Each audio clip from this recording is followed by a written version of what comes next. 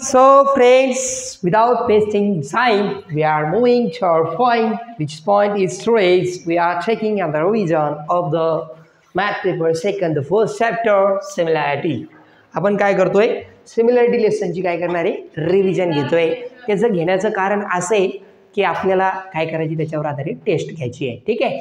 तर टेस्ट घेण्याच्या आधी एक गोष्ट लक्ष द्या. मला एक सांगणे मी नेहमी सांगत असतो की आपण आपल्या सगळ्या सब्जेक्ट आपल्या ब्रेनमध्ये सेव्ह पाहिजे. त्या सब्जेक्टचं एक फोल्डर आपल्या ब्रेनमध्ये पाहिजे. त्या फोल्डरनुसार आता तो सब्जेक्ट म्हणजे आपला मॅथ आहे. मॅथमध्ये आता 2 फोल्डर तयार होणार तुमचे. कोणते 2 फोल्डर तयार होणार? मॅथ पेपर 1 आणि मॅथ पेपर 2. मग मॅथ पेपर 2 मध्ये किती लेसन आहे? 7 लेसन आहे. 7 लेसनपैकी पहिला लेसन कोणता आहे? सिमिलॅरिटी आहे. मग सिमिलॅरिटी लेसनमध्ये किती एक्सरसाइज आहे? 4 एक्सरसाइज आहे. प्रत्येक एक्सरसाइजमध्ये कोणकोणत्या पॉईंटवर क्वेश्चन आहे ते आपल्याला पाठ पाहिजे. पहिली exercise ratio of area of 2 triangle. आता एक गोष्ट लक्ष द्या बरं का, इथं हे 2 पॉईंट 2 टाईम आलेले, एकच पॉईंट 2 टाईम आलेला आहे. कसा? Ratio of area of 2 triangle हा पहिला पॉईंट पण आहे आणि ratio of area of 2 triangle हा सगळ्यात शेवटचा पण आहे.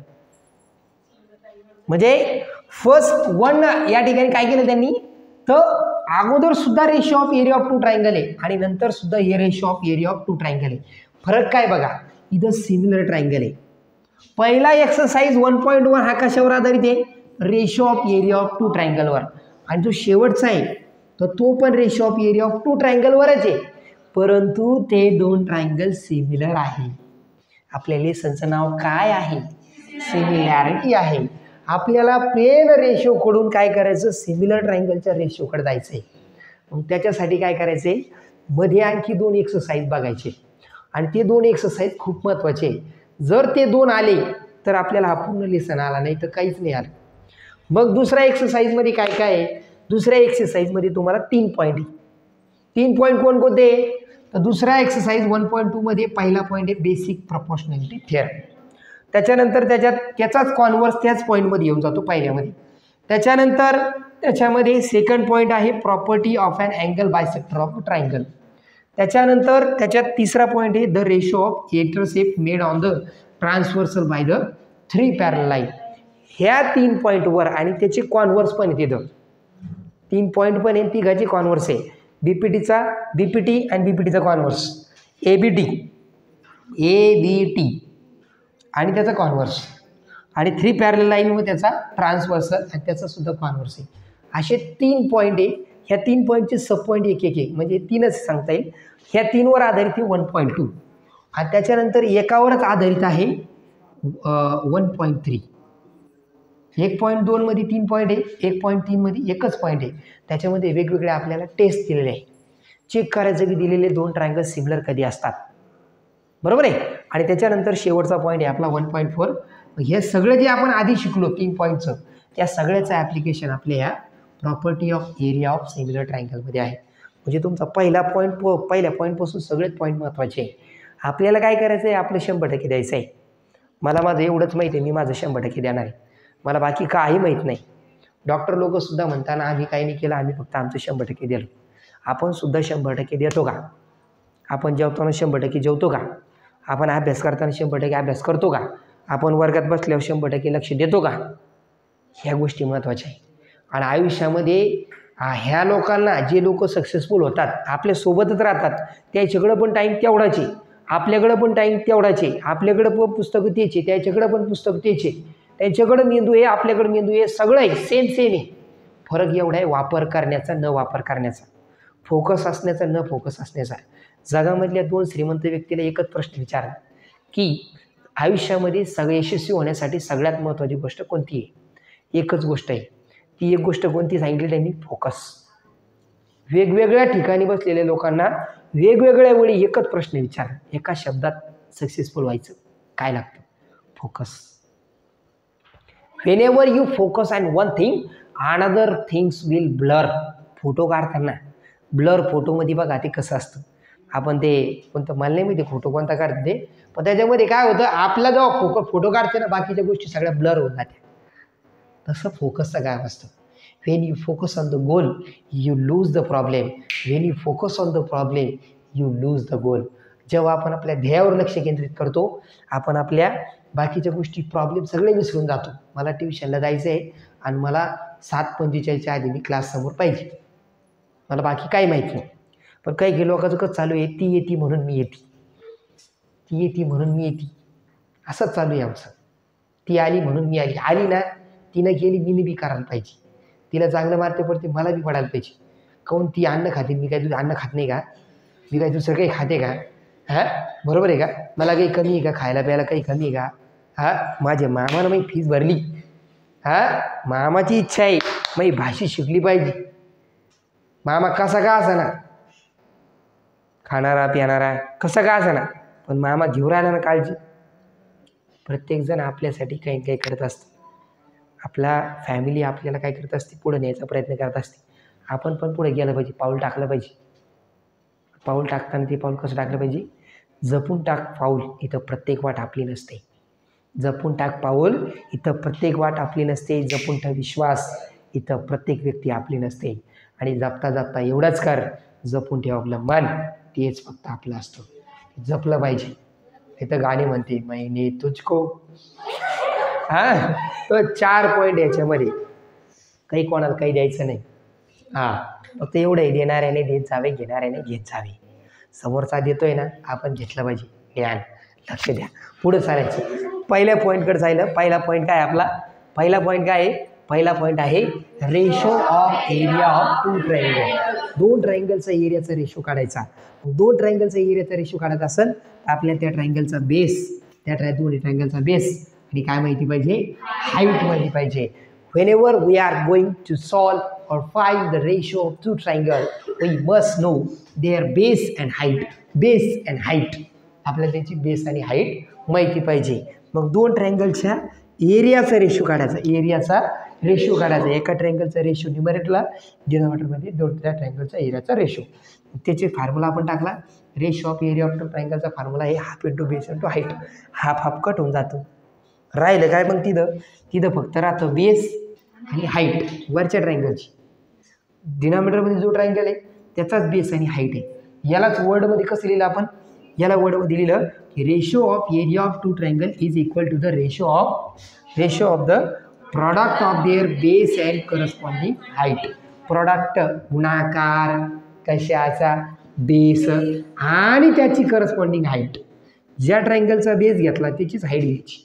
नाही तर कसं करायचं, एकाचा बेस एकाची हाईट, बरोबर आहे. ते मुलगी बाळायला जाताना एखादा कार्यकर्ता मित्र तसंच करतो, एकाचे बुटं, एकाचे बदम, एकाचे सॉक्स, एकाचा ड्रेस, एकाची गाडी, एक ड्रायव्हर.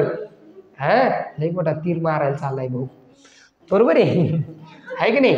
तर या ठिकाणी ज्या ट्रायंगलचा बेस घेतला का माय, त्याच ट्रायंगलचा काय घ्यायचा, हाईट घ्यायची. त्याला वर्डमध्ये कसं लिहिलं आपण की the ratio of area of 2 triangle is equal to the ratio of the product of their bases and corresponding height. त्याला जनरलमध्ये कसं लिहिलं, पहिल्या ट्रायंगलचा बेस B1 इंटू पहिल्या ट्रायंगलची हाईट H1 अपॉनमध्ये दुसऱ्या ट्रायंगलचा बेस गुणिले दुसऱ्या ट्रायंगलची हाईट. जर जनरलमध्ये तुम्हाला जर त्या ठिकाणी त्यांनी ट्रायंगलचे नावं नाही दिले तर जनरली त्याला एरिया लिहिताना A1 अपॉन A2 करायचं. A1 म्हणजे पहिल्या ट्रायंगलचा एरिया भागिले दुसऱ्या ट्रायंगलचा एरिया बरोबर पहिल्या ट्रायंगलची बेस गुणिले पहिल्या ट्रायंगलच्या हाईट. आणि डिनॉमिनेटरमध्ये काय येतं, दुसऱ्या ट्रायंगलची हाईट गुणिले दुसऱ्या ट्रायंगलचा बेस. तसंच करायचं आहे. परंतु होतं काय, कधी काय होतं, कधी काय होतं, त्याच्या हाईट काय होतात, हाईट इक्वल येतात. मग हाईट जर इक्वल आली, ही जी एच आहे ही एच काय होऊन जाते, इक्वल येऊन जाते. एच जर इक्वल आली तर एरिया त्याच्या बेसच्या प्रपोर्शनमध्ये असणार आहे. तेच आपल्याला सांगितलं या ठिकाणी कि अगर 2 ट्रायंगल जिनका हाइट क्या आ रहा है, इक्वल आ रहा है, उनका जो एरिया का रेशो आता है ना वो बेस के प्रपोर्शन में होता है. और उसी को अपन ने प्रॉपर्टी के फॉर्म में लिखा है, the ratio of area of 2 triangle with equal height is equal to the ratio of their corresponding bases. Height equal आलं तर करस्पॉन्डिंग बेसिसच्या याच्यामध्ये असतं. एक्झामला 1 मार्काचा क्वेश्चन असतो. पहिला जो क्वेश्चन नंबर 1B असतो का त्याच्यामध्ये 1 मार्कासाठी याच्यावर आधारित क्वेश्चन आलेले. त्यांनी डायग्राम देतात, ते डायरेक्ट डायग्राममध्ये पाहायचं आपल्याला दिसतं की याच्यात काय सेम आहे, बरोबर आहे. हाईट सेम आहे, का बेस सेम आहे ते लगेच कळतं. आता याच्यामध्ये दुसऱ्या याच्यामध्ये काय सेम दिलं, बेस सेम दिलं, हाईट वेगवेगळे आहे, बेस सेम आहे, बेस सेम आहे, बेस बेस बेस सेम आहे, हाईट वेगवेगळी आहे. हाईटच्या प्रपोर्शनमध्ये रेशो असणार. कभी कभी जब हाईट बेस सेम असेल, जेव्हा बेस सेम रेशो तुमचा हाईटच्या रेशोमध्ये असणार. कोणाचा आउटेसरचा नाही, रेशोचा. कोणाच्या दोन ट्रायंगलच्या, आहे की नाही. मग त्याच्यानंतर तीच प्रॉपर्टीच्या फॉर्ममध्ये लिहिलं आपण, the ratio of the area of two triangle with the equal bases is equal to the ratio of their corresponding heights. If bases are equal, then a ratio is the proportion of height. If height is the same, then the ratio is the proportion to the corresponding bases. एक same असलं तर ratio दुसऱ्याच्या प्रपोर्शनमध्ये.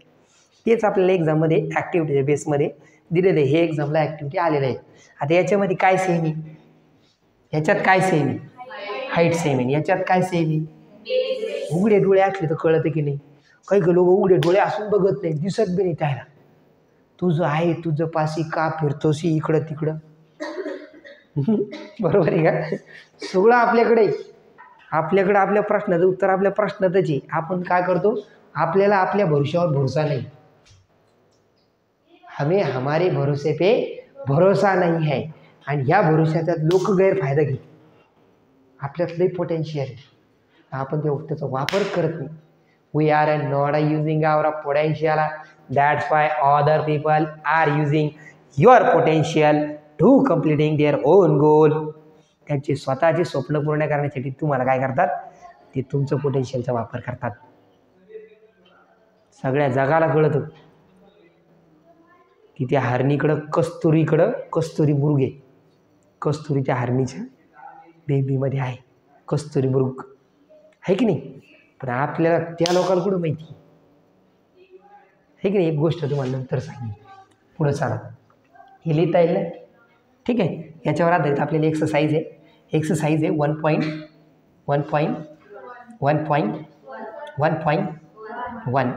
मध्ये परत आपल्याला या ठिकाणी ते 3 पॉईंट परत दिलेत पहा. ते आपण आत्ता पाहिजे. ऑलवेज रिमेंबर, वारंवार ते तुम्हाला म्हणतात लक्षात ठेवा. आणि आम्ही लक्षातच ठेवत नाही, कारण आम्ही विसर भोळे. कारण एक बार गलती करे उसे इंसान कहते हैं, बार बार करे उसे नहीं कहते, है की नाही. याच्यामध्ये पहिल्या क्वेश्चनमध्ये आपल्याला बेस आणि हाईट दिलंय एका ट्रायंगलची. असंच दुसऱ्या ट्रायंगलची पण बेस आणि हाईट दिली. तर आपलं पहिल्या ती प्रॉपर्टी वापरायची, ही is equal to the product of their करत बेसिस अँड करस्पॉन्डिंग हाईट. एकाचा बेस त्याचीच हाईट 9 5 45 डिवाइडमध्ये 10 × 6 10 6 60. 45 आपण 60 15 डिवाइड करता येतं. 15 × 50 50 45 54 60 3 आपण 4 आन्सर येतो. बरोबर आहे. 3:4 आन्सर येतो. 3:4 बरोबर आहे. याच्यामध्ये काय करतं, काय सेम आहे, हा एक्झामला आलेला क्वेश्चन. बेस सेम हाईटच्या प्रपोर्शनमध्ये येतं. 4/8 म्हणजे 1/2 येतं आन्सर. बरोबर. 4/8 1/2. त्याच्यानंतर याच्यामध्ये काय सेम, याच्यामध्ये काय करता येतं, एकच ट्रायंगल त्याचा 2 वेळा एरिया घ्यायला लागतो. बेस आणि हाईट चेंज करायला लागते. एकदा हा बेस घ्यायचा, हाईट ही घ्यायची. दुसऱ्यांदा हा बेस घ्यायचा, हाईट ही घ्यायची. दोघांचा रेशो सेम असतो. बरोबर आहे. आणि मग हाईट ही घेतली, TQ काढायला सांगितली. TQ दोघांचा रेशो सेम असतो. तर इकडं 6 × 6 येतं आणि तिकडं 12 × TQ येतं. मग 12 डिवाइड करायचं, 3 येतं आन्सर काहीतरी, आहे की नाही. त्याच्यानंतर याच्यामध्ये काय सेम, ह्याच्यात बेस सेम आहे आणि हाईट पण सेम आहे. त्याच्यामुळे याचा एरियाचा रेशो येतो 1:1. इथं परत आपल्याला तेच करायचं. बेस सेम आहे, पुढं हाईट सेम आहे. बरोबर आहे, ते करायचं आहे. मग आता दुसरा पॉईंट चालू होतो 1.2. 1.2 मध्ये काय आहे, पीपीटी कधी वापरायचा, ज्यावेळी एका ट्रायंगलमध्ये ट्रायंगलच्या एका साईडला एक लाईन काय आहे, पॅरलल आहे, त्याच वेळी वापरायचं. आपला थिअरम आपले पाठ असला पाहिजे. If a line parallel to a side of a triangle intersect another two sides at two distinct points, the line divides two sides in the same proportion. बरोबर आहे. ती लाईन काय करते, अनदर टू साईडला सेम प्रपोर्शनमध्ये डिवाइड करते. कधी, एका साईडला पॅरलल असेल तर. एका साईडला कशी पाहिजे, पॅरलल पाहिजे. एका साईडला पॅरलल पाहिजे, अनदर टू साईडला 2 डिस्टिंक्ट पॉईंटमध्ये इंटरसेक्ट केलं पाहिजे. तेव्हाच एका साईडवरचं सेम प्रपोर्शन हे दुसऱ्या साईडच्या प्रपोर्शन बरोबर येत असतं. कधी वापरायचं आहे थिअरम, ज्यावेळी एक लाईन पॅरलल आहे. क्ल्यू आहे पहा, हिंट आहे. जब जब भी ट्रायंगल में एक लाइन एक साइड को पैरेलल आती है, यूज करो बीपीटी, इसी प्रोपोर्शनलिटी थेरम. हा थेरम जर एक्झामला आला आपल्याला प्रूव्ह करता आला पाहिजे, है की नाही. काय काय लिहायचं त्याच्यामध्ये, गिवन आणि प्रूव्ह. हे सेंटेन्स उडत लिहायचं असतं. एक लाईन पॅरलल आहे एका ट्रायंगलच्या साईडला, अनदर टू साईडमध्ये ती इंटरसेक्ट करते टू डिस्टिंक्ट पॉईंटमध्ये. हेच लिहिलं आपण इथं. आणि ते काय म्हणले मग, line divides the side in the same proportion. साईडचं प्रपोर्शन लिहा, A P upon P B बरोबर, A Q upon Q C. Construction मनानं करायचं आणि जे दिलेलं आहे त्याचा वापर करायचा आणि इथपर्यंत पोहोचायचं. तुम्हाला कुठं आहे तुम्ही आणि पुढं पोहोचायचं हे तुमच्याकडेच माहिती असतं. इथं हे दिलेलं आहे त्याचाच वापर केला इथं. फक्त कन्स्ट्रक्शन करून काय केलं, ट्रायंगलचा आधीचा जो पॉईंट आपण शिकलो, एरियाचा रेशो कसा काढायचा, त्याच्यामध्ये बेस सेम असन, हाईट सेम असन, त्याचं इथं ॲप्लिकेशन. ते जर कळालं तर हे कळत, हे जर कळालं तर पुढचं कळत, आहे की नाही. याच्यामध्ये तुम्हाला काय करायचं आहे, प्रपोर्शन सेम असतं हे सिद्ध करायचं. पण कधी, जेव्हा लाईन पॅरलल असेल तर. पण जर त्याच्या उलटं विचारलं तर तुम्हाला, जर त्यांनी प्रपोर्शन दिलं सेम रेशोमध्ये दिलं, त्यावेळी तुम्हाला काय करावं लागतं, लाईन पॅरलल दाखवावं लागते. लाईन काय दाखवावं लागते, पॅरलल दाखवावं लागते. ते त्याच्यावर आधारित तुम्हाला क्वेश्चन. हा आपला कॉन्व्हर्स आहे. लाईन जर दिली पॅरलल तर त्यावेळी साईड सेम प्रपोर्शनमध्ये दाखवता येतो, तो तुमचा मेन थिअरम. त्याच्या कॉन्व्हर्समध्ये काय आहे, साईड प्रपोर्शनमध्ये दिलेल्या असतात, तुम्हाला प्रूव्ह करायचं असतं लाईन पॅरलल आहे. तसाच क्वेश्चन आपल्याला याच्यामध्ये दिलं आहे प्रॅक्टिस सेटमध्ये. दुसरा क्वेश्चन, ही लाईन एन एम ही पॅरलल आहे का क्यू आरला, आर क्यूला, ते सिद्ध करायचं होतं. त्याच्यानंतर दुसरा पॉईंट आहे आपला अँगल बायसेक्टर थिअरम. काय दिला असतं या ठिकाणी, ट्रायंगलचा एक अँगल दिलेला असतो, अँगल बायसेक्टर दिला असतो, तिथं वापरायचं अँगल बायसेक्टर थिअरम. कुठं बी वापरायचं का नाही, जिथं अँगल बायसेक्टर दिलं तिथं अँगल बायसेक्टर थिअरम वापरायचा. काय सांगतो थिअरम, की a bisector of a angle of a triangle divide the side opposite to the angle in the ratio of the remaining side. एका अँगलचा जो बायसेक्टर काढला ते अँगलच्या समोरच्या साईडला तो दोन पार्टमध्ये डिवाइड करतो. पण हे जो रेशो येतो हा कशाबरोबर येतो, रिमेनिंग साईडच्या रेशो बरोबर येतो, रिमेनिंग साईडचा रेशो. मग C A upon C B बरोबर काय येऊ शकतं, A E upon E B. Proportion घेताना चुकायचं नाही, फक्त इकडनं ए ई घेतलं न्यूमरेटरला, इकडनं न्यूमरेटरला दुसऱ्या बाजूला सी ए आलं पाहिजे. डिनॉमिनेटरला ई बी घेतलं, डिनॉमिनेटरला पुढच्या सी बी आलं पाहिजे. मग दिलेला असणार तो बायसेक्टर आहे.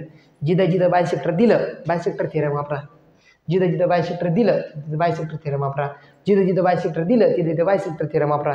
पण बायसेक्टर जर प्रूव्ह करायचं असेल तर त्याचा कॉन्व्हर्स वापरा, त्याचा कॉन्व्हर्स वापरा. कॉन्व्हर्समध्ये काय दिलं असणार आहे, प्रपोर्शन तुमचं सेम आलं पाहिजे, तेव्हा ती बायसेक्टर असणार. प्रपोर्शन सेम नाही आलं की बायसेक्टर नाही. याच्यावर आधारित पहिला क्वेश्चन आहे आपला एक्सरसाइजमध्ये 1.2 मधला, की angle ray R Q is a bisector or not, ते आपल्याला विचारलं सांगितलेलं आहे. त्याच्यानंतर मग याच्यात येतं तिसरा पॉईंट काय सांगतो आपल्याला, 3 पॅरलल लाईन आणि त्याची ट्रान्सव्हर्सल. आता याच्यामध्ये लाईन किती पॅरलल आहे, 3. इकडं फक्त एकच लाईन पॅरलल होती एका साईडला, इथं 3 लाईन पॅरलल आहे. जिथं जिथं 3 लाईन पॅरलल दिल्या तिथं ही प्रॉपर्टी वापरायची. काय सांगते ती प्रॉपर्टी, की the ratio of intersect made on the transversal by 3 parallel lines. 3 parallel line, त्याला एका ट्रान्सव्हर्सलने इंटरसेक्ट केलं. ट्रान्सव्हर्सलने इंटरसेक्ट केल्यामुळे तिथं काय झाले, 2 इंटरसेक्ट तयार झाले. यांचा रेशो कशाबरोबर असतो, त्याच लाईनला दुसऱ्या ट्रान्सव्हर्सलने इंटरसेक्ट केलं त्यांच्या इंटरसेक्टच्या रेशो बरोबर असते. म्हणजे A B upon P B B C बरोबर येतं P Q upon Q R. थोडक्यात हे लेसनमध्ये नुसते रेशोचे, फक्त ratio. Sides are dividing the same proportion, front side is dividing in the another 2 remaining side.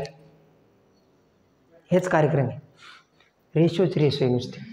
तर रेशोच फाईन करायचे याच्यामध्ये, ठीक आहे. हा थेरम पण जर आला तर आपल्याला प्रूव्ह करता आला पाहिजे. तिथं दिलेलं असतं की 3 लाईन कशा आहे, पॅरलल आहे. याच्यामध्ये आपण बीपीटी वापरतो. काय करतो आपण इथं, बीपीटी. याला काय करतो आपण, या ठिकाणी हा जर सेगमेंट काढला, हा ट्रायंगल तयार झाला, याच्यामध्ये हे काय येतं, याला पॅरलल येतं. मग बीपीटी वापरायचा, ह्या दोघाचा रेशो सारखा येतो. परत याच्यामध्ये हा एक ट्रायंगल तयार झाला, याच्यामध्ये पण ही लाईन ह्या साईडला पॅरलल येते, याच्यात पण बीपीटी वापरता येतो. मग हे जे आहेत, हा सेगमेंट दोन्ही याला इक्वली यायला लागला. हा segment P D upon D C काय व्हायला लागला, P Q upon Q R बरोबर पण यायला लागला, आणि ए बी अपॉन पी सीच्या बरोबर सुद्धा यायला लागला. त्याच्यामुळे आपण काय करतो त्या ठिकाणी प्रूव्ह करतो. त्या ठिकाणी एका सेगमेंटवरती जे काही इंटरसेप्ट तयार झाले त्याचा रेशो दुसऱ्या ट्रान्सव्हर्सलच्या रेशोच्या बरोबर असतो. ठीक आहे. ह्या 3 पॉईंटवर आहे ना आपला एक्सरसाइज 1.2 आहे. आपल्याला डायरेक्ट कळतं या ठिकाणी काय करणं गरजेचं आहे. बरोबर आहे. आता याच्यामध्ये काय आहे, इथं अँगल बायसेक्टर प्रूव्ह करायचा, अँगल बायसेक्टर वापरायचा, इथं BPT वापरायचा, इथं अँगल बायसेक्टर वापरायचा, इथं पॅरलल लाईन आहे, इथं BPT वापरायचा, 3 पॅरलल लाईन, इथं 3 पॅरलल लाईनची प्रॉपर्टी वापरायची, अँगल बायसेक्टर 3 पॅरलल लाईनची प्रॉपर्टी, अँगल बायसेक्टर त्याच्यानंतर इथं BPT वापरायचा, 3 वेळेस BPT वापरायचा, एकदा कॉन्व्हर्स वापरायचा, हे बघा कॉन्व्हर्स वापरायचा एकदा, आहे की नाही. त्याच्यानंतर सिमिलर ट्रायंगल, 2 ट्रायंगल सिमिलर कधी असतात, जेव्हा त्यांचे करस्पॉन्डिंग अँगल कसे असले पाहिजे, कॉन्ग्रॅट असले पाहिजे आणि साईड कशा असले पाहिजे, सेम प्रपोर्शनमध्ये असले पाहिजे, तेव्हा ते 2 ट्रायंगल कसे असतात, सिमिलर असतात. सिमिलरचं पॅटर्न सांगतो तुम्हाला की कोणकोणते अँगल कॉन्ग्रॅट आहे. ए हा तुमचा डीला कॉन्ग्रॅट आहे, बी हा तुमचा ईला कॉन्ग्रॅट आहे, सी हा तुमचा एफला कॉन्ग्रॅट आहे. आणि अँगल पण आणि साईड प्रपोर्शन पण तुम्हाला त्याच्यावरून लिहिता येतं. मग test of similarity, 2 triangle similar कधी असणार, सर तिन्ही अँगल कॉन्ग्रॅट असले एका ट्रायंगलची दुसऱ्या ट्रायंगलला, तेव्हा ते 2 ट्रायंगल सिमिलर असतात. जर 2 अँगल कॉन्ग्रॅट आली तेव्हा सुद्धा एका ट्रायंगलचे 2 अँगल दुसऱ्या ट्रायंगलच्या 2 अँगलला जरी कॉन्ग्रॅट आली, ही मोठ्या प्रमाणात यूज झालेली टेस्ट आहे. एका ट्रायंगलमध्ये 2 अँगल दुसऱ्या ट्रायंगलच्या 2 अँगलला कॉन्ग्रॅट आले हे 2 ट्रायंगल सिमिलर असतात. ठीक आहे नाही. त्याच्यानंतर साईड अँगल, 2 साईड सेम प्रपोर्शनमध्ये आणि त्यांनी तयार केलेला अँगल कॉन्ग्रॅट